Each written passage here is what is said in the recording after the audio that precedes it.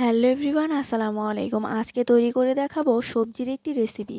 তো এখানে আমি অনেক রকমের সবজি কেটে পরিষ্কার করে ধুয়ে নিয়েছি। এরপর আমি কড়াইতে সয়াবিন তেল দিয়ে পরিমাণ মতন পেঁয়াজ কুচি, কাঁচামরিচ আর স্বাদ মতন লবণ দিয়ে হালকা হাতে ভেজে নিচ্ছি। তো ভাজা হয়ে গেলে এই পর্যায়ে আমি একটি তেজপাতা দিয়ে দিব। তেজপাতাটা দিলে আমার মনে হয় সবজির স্বাদটা আরও 10 গুণ বেড়ে যায়। তো এই জন্য আমি এখানে তেজপাতা দিয়ে দিব। এখানে কিন্তু কোনো রকম লং, এলাচ বা দারচিনি ব্যবহার করা যাবে না। তো এরপরে আমি এখানে কিন্তু হালকা হাতে একটু ভেজে নিয়ে এখানে দিয়ে দিব প্রায় 1 টেবিল চামচের মতন আদা এবং রসুন বাটা, দিয়ে দিব 1 টেবিল চামচের মতন হলুদের গুঁড়ো, দিয়ে মশলাগুলোকে একটু ভালো মতন কষিয়ে নিচ্ছি। মোট কথা হচ্ছে ভাজা ভাজা করে নিচ্ছি। এরপরে ভাজা হয়ে গেলে আমি এখানে দিয়ে দেব এখানে সেই আগে থেকে ধুয়ে কেটে পরিষ্কার করে রাখা সব সবজিগুলো। তো সবজিগুলো দিয়ে আমি ভালো মতন মশলার সাথে কিন্তু মাখিয়ে নিব। দেখতে পাচ্ছ তোমরা, আমি কিন্তু প্রায় অনেকগুলো সবজি আজকে রান্না করছি। তো আমার ঘরে এই সবজিটা রান্না করলে সবাই অনেক পছন্দ করে খায়। তো আমি সেজন্য এখানে অনেকগুলো সবজি রান্না করছি, যেহেতু সাদা ভাত দিয়েও খাবো, আবার রুটি দিয়েও খাবো রাতে।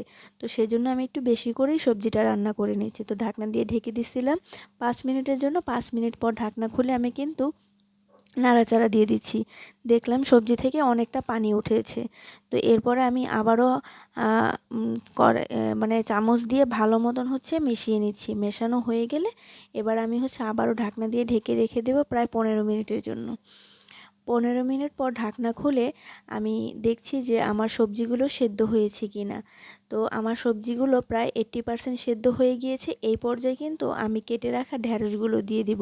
যেহেতু ঢ্যাঁড়সটা একটু নরম, তাড়াতাড়ি সেদ্ধ হয়ে যায়, আমি কিন্তু তাই আগে ব্যবহার করিনি। এরপরে নাড়াচাড়া দিয়ে ভালো মতন কষিয়ে এবার অল্প পরিমাণে পানি দিয়েছি, যাতে আমার সবজিগুলো পুরোপুরি সেদ্ধ হয়ে যায়। এরপরে ঢাকনা খুলে দিয়ে দিব কেটে রাখা টমেটো। আপনারা চাইলে টমেটোটা স্কিপ করতে পারেন। আমার মনে হয় সবজির সাথে টমেটোটা দিলে খুব আরও ভালো, বেশি টেস্টি হয়। তো সেজন্য আমি এখানে 2টা টমেটো কেটেও দিয়ে দিচ্ছি। এরপরে সবগুলো উপকরণ একসাথে করে ঢাকনা দিয়ে ঢেকে রেখে দেবো 5 মিনিটের জন্য। 5 মিনিট পর ঢাকনা খুলে দেখব আমার সবজিগুলো কিন্তু প্রায় 90%ই সেদ্ধ হয়ে গিয়েছে। এরপরে আমি ধনেপাতা দিয়ে সুন্দর করে আবারও সবজিগুলোর সাথে মিশিয়ে নাড়াচাড়া দিয়ে নামিয়ে ফেলবো। তো যদি আমার রেসিপিটি তোমাদের কাছে ভালো লেগে থাকে, অবশ্যই লাইক, কমেন্ট, শেয়ার এবং বেশি বেশি সাবস্ক্রাইব করবে। তো তোমরা চাইলে কিন্তু বাসায় এই সবজিটা ট্রাই করতে পারো। রুটি, পরোটা বা সাদা ভাত যে কোনো কিছুর সাথেই কিন্তু এই সবজিটা যায়। আর এই সবজিটা এতটা টেস্টি হয়েছে, এতটা মজা হয়েছে, মানে কি বলবো।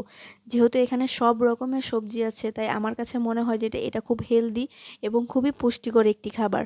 তো তোমরা অবশ্যই বাসায় ট্রাই করবে। আর আমার যদি ভিডিওটি তোমাদের কাছে ভালো লেগে থাকে, বেশি বেশি লাইক, কমেন্ট এবং সাবস্ক্রাইব করবে আর বাসায় ট্রাই করবে। আল্লাহ হাফেজ।